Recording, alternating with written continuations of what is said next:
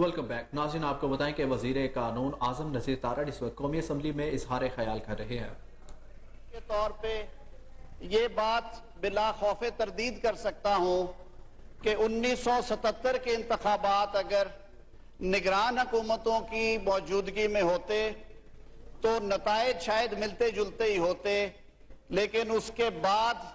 चलने वाली तहरीक के नतीजे में हमें 11 साल का बदतरीन मार्शल लॉ ना मिलता, जिसने पाकिस्तान का सियासी नक्शा बदल के रख दिया, हमारी फिक्रों और सोचों पे ताले लगा दिए, जिसकी कीमत आज हमारी नस्लें दे रही हैं और देती रहेंगी। अल्लाह ताला हम सबको उन चीज़ों को समझ के, उन चीज़ों से सबक सीख के पाकिस्तान की बेहतरी के लिए साजगार हालात बनाने की ताकत और तौफीक अता फरमाए। मैं आज के मुद्दे की तरफ आता हूं। इसी मौक़िर ऐवान ने पिछले हफ्ते हालात की नज़ाकत को सामने रखते हुए अदल के सबसे बड़े ऐवान में दरार को सामने रखते हुए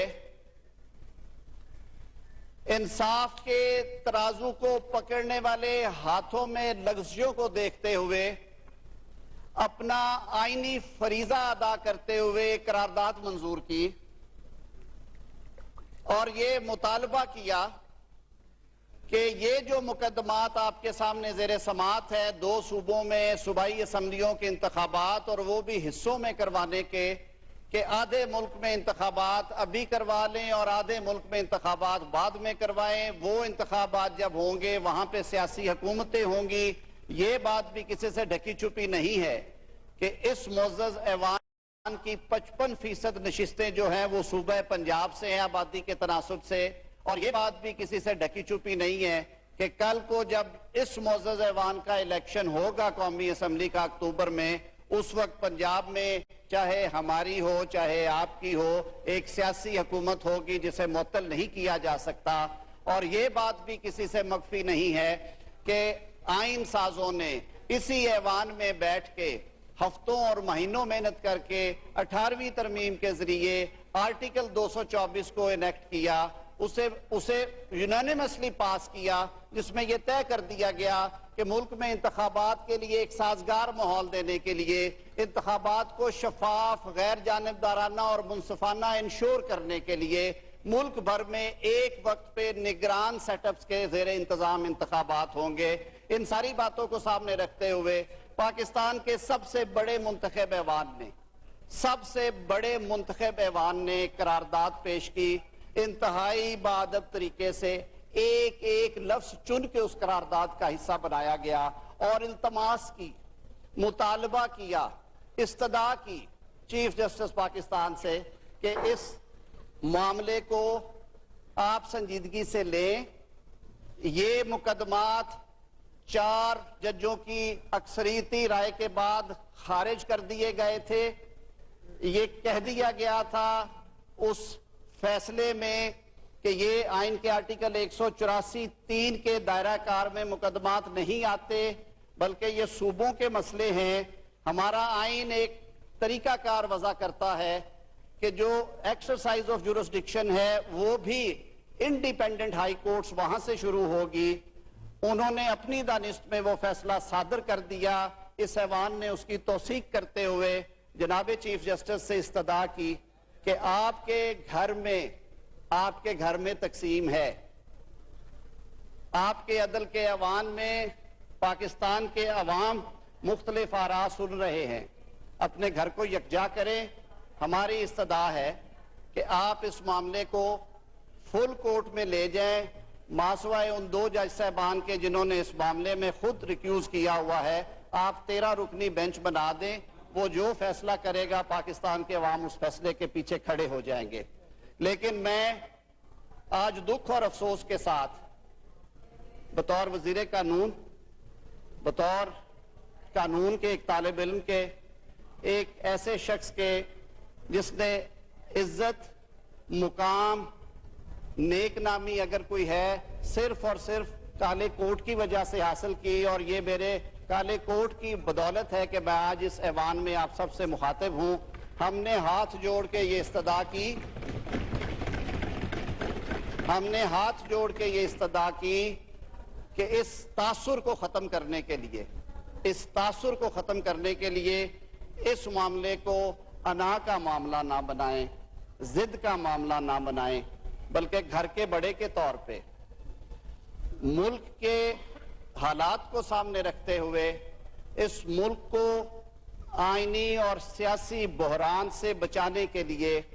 بلکہ بحرانی کیفیت تو ہے، اس کو اور گہرا ہونے سے بچانے کے لیے آپ یہ معاملہ فل کورٹ میں لے جائیں۔ جناب اسپیکر، یہ مطالبہ حکومتی اتحاد کے سیاسی جماعتوں کی طرف سے نمائندہ وکلاء نے بھی کیا، جنہیں میں بڑے افسوس سے یہ عرض کروں گا کہ جنہیں وہاں پہ فریق نہیں بنایا گیا۔ پچھلی پروسیڈنگز میں وہ فریق تھے، 6 روز وہ بیٹھے رہے، سینئر ایڈوکیٹ سپریم کورٹ کے، انہیں فریق نہیں بنایا گیا۔ سمجھ سے بالا تر ہے کہ ان کی وجوہات کیا تھیں، لیکن اٹارنی جنرل صاحب نے یہ ساری باتیں بینچ کے سامنے رکھی۔ میں زیادہ نہیں دہراؤں گا، میں نے کل بھی عرض کیا تھا، اٹارنی جنرل صاحب نے یہ بھی عرض کیا کہ اگر آپ کی دانست میں یہ فیصلہ 4-3 کا نہیں ہے بلکہ یہ 3-2 کا 5 رکنی بینچ کا بھی ہے، تو اس کا ایک اچھا حل ہے کہ یا تو وہی 7 جج صاحبان بیٹھ جائیں اور وہ دوبارہ اس پہ غور کر لیں۔ اگر وہ ممکن نہیں ہے تو یہ معاملہ ریفر کر دیا جائے فل کورٹ کو، وہ 13 رکنی جنہوں نے ریکیوز نہیں کیا ہوا۔ اگر وہ بھی نہیں چاہتے تو پھر جو 6 جج صاحبان اس کے علاوہ آنریبل سپریم کورٹ میں ہیں، جن کو شاذ و ناظر ہی اس طرح کے مقدمات کا حصہ بنایا گیا، یہ بھی تکلیف دہ بات ہے، یہ ان کو ریفر کر دیا جائے تاکہ یہ کنٹروورسی حل ہو جائے۔ لیکن میں انتہائی دکھ اور افسوس کے ساتھ یہ عرض کروں گا کہ ان تمام جائز مطالبات کو نظر انداز کرتے ہوئے آج 3 رکنی بینچ نے فیصلہ صادر کر دیا، اور انہوں نے الیکشن کمیشن نے جو الیکشن شیڈیول میں رد و بدل کیا تھا یا واپس لیا تھا،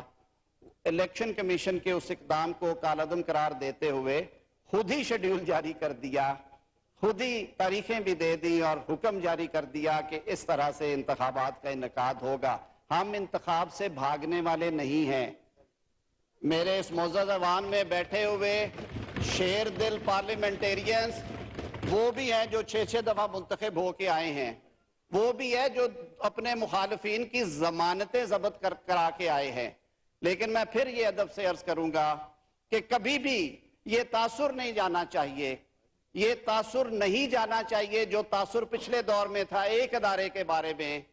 کہ اس ادارے نے پولیٹیکل انجینئرنگ کا حصہ بن کے اس ملک کی سیاسی کلچر کو نقصان پہنچایا ہے۔ میں بڑے ادب سے یہ استدعا کروں گا کہ ہمارے ملکی اداروں کو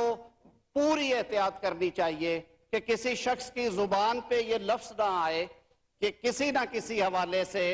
کوئی نہ کوئی ادارہ سیاسی انجینئرنگ کے لیے سہولت کاری کرتا ہے۔ جناب اسپیکر، قانون کے ایک طالب علم کے طور پہ ایک اور مسئلہ بھی ہمارے سامنے ہے۔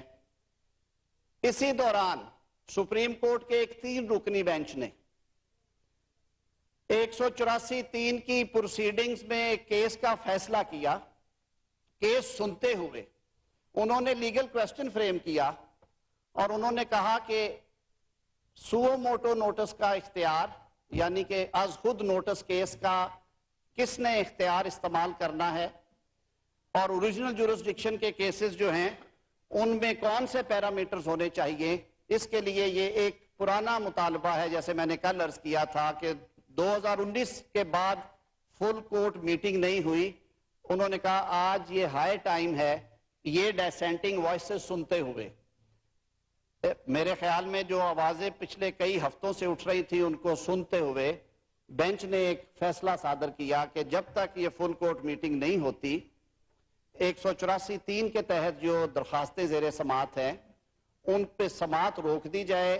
اور معاملہ فل کورٹ میٹنگ میں ڈسکس کر کے رول میکنگ کے بعد اس پہ دوبارہ عمل کیا جائے۔ وہ نقطہ بھی عدالت کے سامنے رکھا گیا، اس پہ کہا گیا کہ اس کے بارے ایک سرکولر جاری کر دیا گیا ہے۔ ایک جوڈیشل ڈیسیژن کو ایک انتظامی سرکولر کے ذریعے رد کر دیا گیا ہے۔ آج جب یہ فیصلہ سنا دیا گیا اس جوڈیشل ڈیسیژن کے ہوتے ہوئے اور یہ کہتے ہوئے کہ اس جوڈیشل ڈیسیژن کا اس پہ کوئی بیرنگ نہیں ہے، اس کا کوئی اثر نہیں ہے، لیکن حیرانگی کی بات ہے کہ پھر ایک اور 6 رکنی بینچ بنا دیا گیا جس نے 1 گھنٹے کے بعد اسی ڈیسیژن کو جو 3 رکنی سینئر پیونی جج صاحب نے صادر کیا تھا،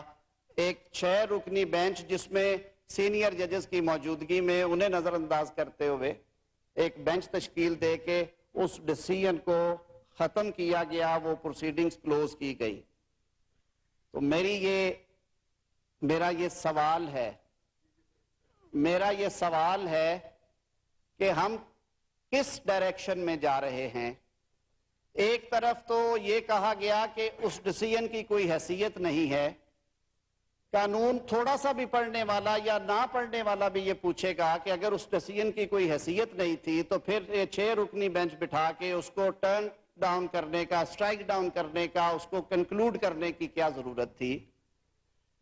میرا یہ بھی ایک سوال ہے کہ اتنے اہم آئینی اور قانونی مقدمے میں اس طرح کی عجلت جو ہے، کیا وہ پاکستان کو سیاسی اور آئینی استحکام دے گی؟ کیا یہ مقدمہ، کیا اس میں دیا گیا فیصلہ آئین اور قانون اور عدالتی نظائر اور جوڈیشل پروپرائٹی اور جوڈیشل پریکٹسز کے مطابق ہے؟ کیا ہم اللہ اکبر